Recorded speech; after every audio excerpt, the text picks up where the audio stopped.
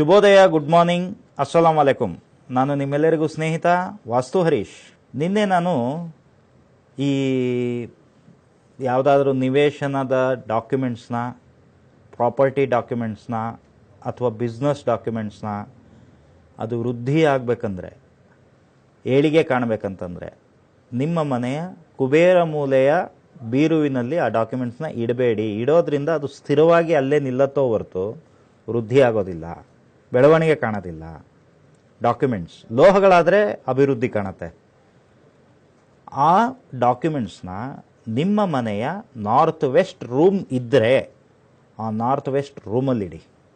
ಇಲ್ಲ ಅಂತಂದರೆ ಯಾವುದಾದರೂ ಅರಿಶಿಣ ಬಣ್ಣದ ಬ್ಯಾಗ್ ಅಥವಾ ಅರಿಶಿಣ ಬಣ್ಣದ ಬಟ್ಟೆ ಅಥವಾ ಅರಿಶಿಣ ಬಣ್ಣದ ಬಾಕ್ಸ್, ಈ ರೀತಿಯಾದಂಥ ಕವರ್, ಆ ರೀತಿಯಾದಂಥ ಕವರ್ನಲ್ಲಿ ಇಟ್ಟು ನಿಮ್ಮ ಸೌತ್ ವೆಸ್ಟ್ ರೂಮಿನ ಬೆಡ್ರೂಮಿನ ವಾಯುಮೂಲೆಯಲ್ಲಿ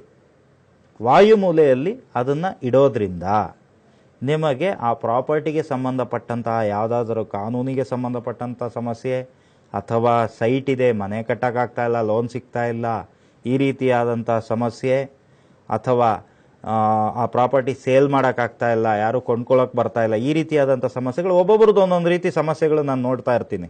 ಭಾಳಷ್ಟು ಒಂದು 15-20 ಜನ ಬರ್ತಾ ಇರ್ತಾರೆ ಡೈಲಿ. ಎಲ್ಲರದು ಒಂದೇ ಮಾತು, ಸೈಟ್ ಇದೆ ಮನೆ ಕಟ್ಕೊಳ್ಳೋಕ್ಕಾಗ್ತಾ ಇಲ್ಲ, ಕೆರೆ ಜಾಗದಲ್ಲಿ ಕೊಟ್ಬಿಟ್ಟಿದ್ದಾರೆ, ಅಥವಾ ಕೋರ್ಟ್ ಕೇಸು, ಈ ರೀತಿಯಾದಂಥದ್ದು ಬಹಳಷ್ಟು ಸಮಸ್ಯೆಗಳನ್ನು ತಗೊಂಡು ಒಂದಷ್ಟು ಫೋನ್ಗಳು ಬರ್ತಾ ಇರತ್ತೆ, ಅಥವಾ ಭೇಟಿ ಮಾಡೋಕ್ಕೂ ಬರ್ತಾ ಇರ್ತಾರೆ. ಆ ಒಂದು ಡಾಕ್ಯುಮೆಂಟ್ಸ್ನ ಅಲ್ಲಿಡೋದ್ರಿಂದ ನಂತರ ಆ ಡಾಕ್ಯುಮೆಂಟ್ಸ್ಗೆ ಪ್ರಾಪರ್ಟಿದಾದರೆ ಅಥವಾ ವ್ಯಾಪಾರದ್ದಾದರೆ ಅದನ್ನು ಇಟ್ಟಿರ್ತಕ್ಕಂಥ ಜಾಗದಲ್ಲಿ ಯಾವುದೇ ಕಾರಣಕ್ಕೂ ಯಾವುದೇ ಬಟ್ಟೆಗಳನ್ನು ಇಡಬೇಡಿ. ದಿನ ಉಪಯೋಗಿಸುವಂಥ ಬಟ್ಟೆಗಳನ್ನು ಇಡಬೇಡಿ. ಅದನ್ನು ಇಡೋದ್ರಿಂದ ಏನಾಗುತ್ತೆ, ದಿನ ಉಪಯೋಗಿಸುವಂಥ ಬಟ್ಟೆಗಳು ಈಗ ಏನು ಮಾಡ್ತಾ ಇದ್ದೀವಿ, ಆ ಬಟ್ಟೆಗಳಲ್ಲಿ ನೆಗೆಟಿವ್ ಎನರ್ಜಿ ಅಥವಾ ನೆಗೆಟಿವ್ ವೈಬ್ರೇಷನ್ಸ್ ಏನು ನಮ್ಮ ಬಾಡಿಯಿಂದ ಅಥವಾ ನಾವು ಹೊರಗಡೆ ಹೋದಾಗ ಕನೆಕ್ಟಿಂಗ್ ಆಗಿರುತ್ತೆ ಈ ಟಾಕ್ಸಿನ್ ವಾಟರ್ ಮತ್ತು ಪಲ್ಯೂಟೆಡ್ ಏರಿಂದ, ಅದನ್ನು ನಾವು ಪೂರ್ಣ ಪ್ರಮಾಣದಲ್ಲಿ ಕ್ಲೀನ್ ಮಾಡೋದಕ್ಕೆ ನಾವು ಒಗೆದ್ರೂ ಆ ನೆಗೆಟಿವ್ ವೈಬ್ರೇಷನ್ಸು ಎನರ್ಜಿ ಹೋಗೋದಿಲ್ಲ. ಇದು ನನ್ನ ಅನುಭವದ ಮಾತು. ಸಮಸ್ಯೆಗಳಿಗೆ ಕಾರಣ ಏನು ಅನ್ನೋದೇ ಬಹಳಷ್ಟು ಜನಕ್ಕೆ ಗೊತ್ತಾಗ್ತಾ ಇಲ್ಲ. ನಮ್ಮನೆ ವಾಸ್ತು ಪ್ರಕಾರ ಇದೆ, ನಮ್ಮ ಮನೆಯಲ್ಲಿ ಎಲ್ಲರೂ ಆರೋಗ್ಯವಾಗಿದ್ದೀವಿ, ನಮ್ಮೆಲ್ಲರ ಜಾತಕದಲ್ಲೂ ತುಂಬ ಚೆನ್ನಾಗಿದೆ, ಆದ್ರೂ ಏನೋ ಒಂದು ಸಮಸ್ಯೆ ಈ ರೀತಿ ಆದಂಥದ್ದು ಆಗ್ತಾ ಇರತ್ತೆ ಅಂದ್ಬಿಟ್ಟು ಬಹಳಷ್ಟು ಜನ ಬರ್ತಾ ಇರ್ತಾರೆ. ಆ ಒಂದು ಬಟ್ಟೆಗಳು ಏನು ನಾವು ಆ ಪತ್ರ ಅಥವಾ ಹಣ ಅಥವಾ ಕೆಲವೊಂದು ವಸ್ತುಗಳು, ಇಂಪಾರ್ಟೆಂಟ್ ವಸ್ತುಗಳನ್ನು ಇಟ್ಟದ ಜೊತೆಯಲ್ಲಿ ಈ ಬಟ್ಟೆಗಳನ್ನು ಇಡ್ತೀವಿ, ಅವುಗಳನ್ನು ಒಗಿತೀವಲ್ಲ, ಈಗ ವಾಷಿಂಗ್ ಮಿಷಿನಲ್ಲೋ ಅಥವಾ ಯಾವುದೋ ಒಂದು ಸೋಪ್ ಪೌಡ್ರೋ ಮತ್ತೊಂದು ಹಾಕಿ, ಮುಂಚೆ ಬರ್ತಾ ಇದ್ದಿದ್ದು ಇಂಡಸ್ಟ್ರಿಯಲ್ ಸಾಲ್ಟ್ ಹಾಕ್ತಿದ್ರು ಆ ಸೋಪ್ಗೆ, ಡಿಟರ್ಜೆಂಟ್ಗೆ ಮತ್ತು ಆ ಸೋಪ್ ಪೌಡ್ರಿಗೆ. ಇವಾಗ ಬರ್ತಾ ಇರೋ ಯಾವ ಸೋಪಿನಲ್ಲೂ NaClನ ಅಂಶ ಇಲ್ಲ. NaCl ಅಂದರೆ ಕಲ್ಲುಪ್ಪು, ಸಮುದ್ರದ ಕಲ್ಲುಪ್ಪು ಈಗ ಬರ್ತಕ್ಕಂಥ ಡಿಟರ್ಜೆಂಟ್ಗಳಲ್ಲಿ ಇರೋದಿಲ್ಲ.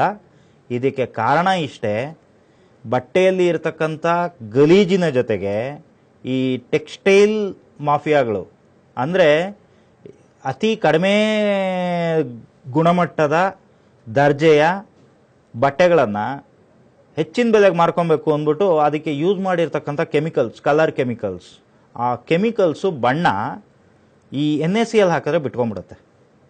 ಬಣ್ಣ ಹೋಯ್ತು ಅಂತ ತೊಗೊಂಡೋಗಿ ಮುಖದ ಮೇಲೆ ಎಸಿತೀರ ಅಂಗಡಿಯವ್ರಿಗೆ. ಪಾಪ ಅದು ಅವ್ರು ತಪ್ಪಲ್ಲ, ಯಾಕೆಂದ್ರೆ ಅವ್ರು ತಯಾರು ಮಾಡಿರಲ್ಲ. ಟೆಕ್ಸ್ಟೈಲ್ ಫ್ಯಾಬ್ರಿಕ್ ಎಲ್ಲೋ ತಯಾರಾಗತ್ತೆ, ಎಲ್ಲಿಂದಲೋ ಯಾವುದೋ ಏಜೆಂಟ್ ಮುಖಾಂತರ ಇವ್ರಿಗೆ ಬಂದಿರುತ್ತೆ. ಆ ರೀತಿಯಾದಂಥದ್ದು ಬಹಳಷ್ಟು ಈ ಸಮಸ್ಯೆಗಳು ಯಾರಿಗೂ ಕಣ್ಣು ಕಾಣಿಸೋದು ಇಲ್ಲ, ಅಥವಾ ಅದ್ರ ಬಗ್ಗೆ ಯಾರು ತಲೆ ಕೆಡಿಸ್ಕೊಳ್ಳೋದು ಇಲ್ಲ. ಆ ರೀತಿಯಾದಂಥದ್ದು ಆ ಬಟ್ಟೆಯಿಂದ ಬಣ್ಣ ಬಿಡತ್ತೆ ಅನ್ನೋ ಸಮಸ್ಯೆಯಿಂದ ಏನು ಉಪ್ಪಿನ ಅಂಶನ ಸೋಪ್ ಪೌಡರ್ ಮತ್ತು ಸೋಪಿನಿಂದ ತೆಗೆದಾಕಿದ್ರಲ್ಲ, ಅದರಿಂದ ಏನಾಗ್ತಾ ಇದೆ, ಆ ಬಟ್ಟೆಗಳಲ್ಲಿ ನೆಗೆಟಿವ್ ವೈಬ್ರೇಷನ್ಸ್ ಹಾಗೆ ಉಳ್ಕೊಳ್ಳುತ್ತೆ. ನಿಮಗೆ ಅದು ನೋಡೋದಕ್ಕೆ ಕ್ಲೀನಾಗಿ ಕಾಣಿಸುತ್ತೆ, ಐರನ್ ಮಾಡಿರೋದ್ರಿಂದ ತುಂಬ ನೀಟಾಗಿ ಕಾಣಿಸುತ್ತೆ.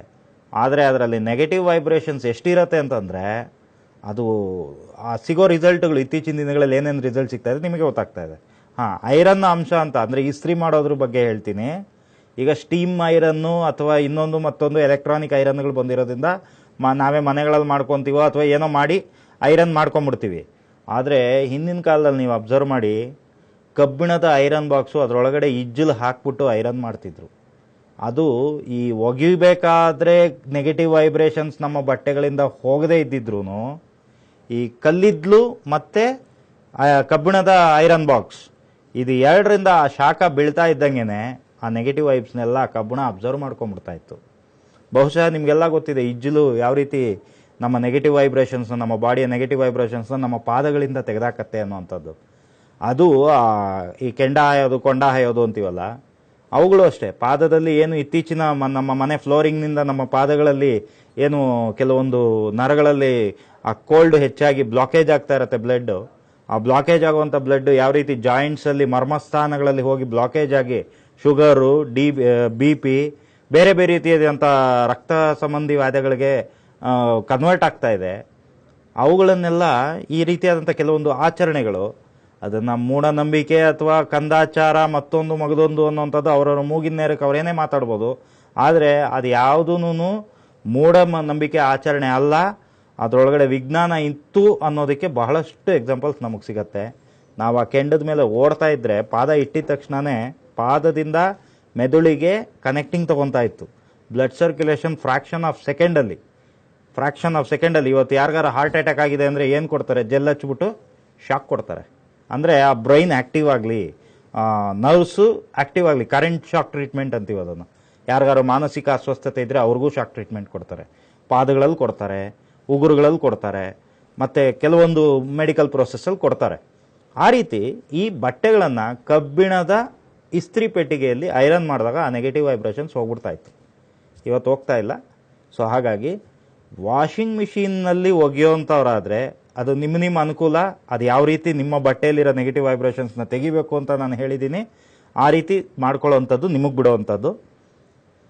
ಒಂದು ಹಿಡಿಯಷ್ಟು ಈ ಅಡೆಟಿವ್ಸ್ ಅಂತ ಏನು ಹಾಕ್ತಿರಲ್ಲ, ಅಡೆಟಿವ್ಸ್ ಮತ್ತು ಸೋಪ್ ಪೌಡ್ರು, ಅದ್ರ ಜೊತೆಯಲ್ಲಿ ಒಂದು ಸ್ಪೂನಷ್ಟು, ಒಂದು ಹಿಡಿ ಅಂದರೆ ಪೂರ್ತಿ ಹಿಡಿ ತೊಗೊಂಡ್ಬಿಡ್ಬೇಡಿ, ಒಂದು ಸ್ಪೂನ್ನಷ್ಟು, ದೊಡ್ಡ ಸ್ಪೂನ್ನಷ್ಟು ಕಲ್ಲುಪ್ಪು, ಯಾವುದು NaCl ಅಂದರೆ ಅಯೋಡಿನ್ ಇಲ್ಲದೇ ಇರತಕ್ಕಂಥ ಕಲ್ಲುಪ್ಪು. ಆ ಉಪ್ಪು ನಿಮ್ಗೆ ಅಂಗಡಿಯಲ್ಲಿ ಸಿಗಲಿಲ್ಲ ಅಂದರೆ ನಮ್ಮ ಕಚೇರಿಗೆ ಫೋನ್ ಮಾಡಿ ತಲುಪಿಸೋ ವ್ಯವಸ್ಥೆ ನಾನು ಮಾಡ್ತೀನಿ. ಅದಾದ ನಂತರ AntiELF ಅಂತ ಒಂದು ಹನಿ, ಅದು ನಮ್ಮ ಆಫೀಸಲ್ಲಿ ಸಿಗತ್ತೆ. ಅದನ್ನು ಬೇಕಂದ್ರೂ ಫೋನ್ ಮಾಡಿ ನಿಮ್ಮ ಅಡ್ರೆಸ್ ಕೊಟ್ಟರೆ ನಿಮ್ಮ ಮನೆ ತಲುಪಿಸೋ ಜವಾಬ್ದಾರಿ ನಂದು. ಇದನ್ನು ಅಡಿಟಿವ್ಸ್ ಜೊತೆಯಲ್ಲಿ ಒಂದು ಸ್ಪೂನಷ್ಟು ಆ ಒಂದು ಜೇನುತುಪ್ಪನ ಮತ್ತು ಒಂದು ಸ್ಪೂನಷ್ಟು ಈ ಕಲ್ಲುಪ್ಪನ್ನ ಹಾಕೋದ್ರಿಂದ ಈ ಮಲ್ಟಿವಿಟಮಿನ್ ಪ್ರಾಡಕ್ಟ್ ಆದಂಥ ಜೇನುತುಪ್ಪ ಬಟ್ಟೆ ಅತಿಯಾದ ಹೆಚ್ಚಿನ ಪ್ರಮಾಣದ ನೀರಿನ ಜೊತೆ ಮಿಕ್ಸ್ ಆಗಿ ನಿಮ್ಮ ಬಟ್ಟೆಯಲ್ಲಿ ಸೇರಿಕೊಂಡಾಗ ಆ ನೆಗೆಟಿವ್ ವೈಬ್ರೇಷನ್ಸ್ನ ಸನ್ ರೇಸ್, ಸೂರ್ಯನ ಬೆಳಕು ಒಣಗಾಕೋದಕ್ಕೆ ಹಾಕಿದಾಗ ಸೂರ್ಯನ ಬೆಳಕು ಬಿದ್ದಿದ ತಕ್ಷಣವೇ ಅದನ್ನೆಲ್ಲ ಅಬ್ಸರ್ವ್ ಮಾಡ್ಕೊಂಬಿಡುತ್ತೆ. ಬಹುಶಃ ನಿಮಗೆ ಗೊತ್ತಿರಲಿಕ್ಕೆ, ಬಹಳಷ್ಟು ಜನಕ್ಕೆ ಗೊತ್ತಿರಲಿಕ್ಕಿಲ್ಲ, ಸೂರ್ಯನ ಬೆಳಗಿನ ಅರುಣ ಕಿರಣ ಅಂತ ಹೇಳ್ತೀವಿ. ಆ ಅರುಣ ಕಿರಣ ಸ್ಟಾರ್ಟ್ ಆಗೋದು 3:30 4 ಗಂಟೆ ಮಧ್ಯಭಾಗದಲ್ಲಿ. ಅದನ್ನು 3:30 5 ಗಂಟೆಯ ಮಧ್ಯಭಾಗವನ್ನು ಬ್ರಾಹ್ಮಿ ಮುಹೂರ್ತ, ಬ್ರಹ್ಮಲಗ್ನ ಅಂದ್ಬಿಟ್ಟು ತುಂಬ ಶ್ರೇಷ್ಠವಾದದ್ದು ಅಂದ್ಬಿಟ್ಟು ಪೂಜೆಗೆ ಡಿಸೈಡ್ ಮಾಡ್ತಾರೆ. ಆ ಮುಹೂರ್ತನ ನಿರ್ಣಯ ಮಾಡ್ತಾರೆ. ಆ ಏನಕ್ಕೋಸ್ಕರ ಅದೇ ಸಮಯದಲ್ಲಿ ಆ ಒಂದು ಬ್ರಹ್ಮ ತತ್ವವನ್ನು ಹೊತ್ತು ತಂದಂತಹ ಆ ಬೆಳಕಿನ ಎಳೆಯ ಕಿರಣಗಳ ಸಮಯದಲ್ಲಿ ಯಾರೂ ಎದ್ದೇಳದೇ ಇರುವಂಥ ಸಮಯದಲ್ಲಿ ಯಾರೋ ಹೇಳಿ ಅಲಾರಾಮ್ ಇಟ್ಟಂಗೆ ಎದ್ದು ಹೋಗಿ ನಮಗೋಸ್ಕರ ಬಹಳಷ್ಟು ಲಿಕ್ವಿಡ್ ಗೋಲ್ಡನ್ನು ಕಲೆಕ್ಟ್ ಮಾಡ್ಕೊಂಡು ಬರ್ತಕ್ಕಂಥ ಕೆಲವು ದೈವ ಸೃಷ್ಟಿ ಇದೆ. ಅದ್ರ ಬಗ್ಗೆ ನಾನು ನಾಳೆ ತಿಳಿಸ್ಕೊಡ್ತೀನಿ. ನೀವು ತಪ್ಪದೆ ನೋಡ್ತಾ ಇರಿ ಅಕ್ಷತತ್ವ.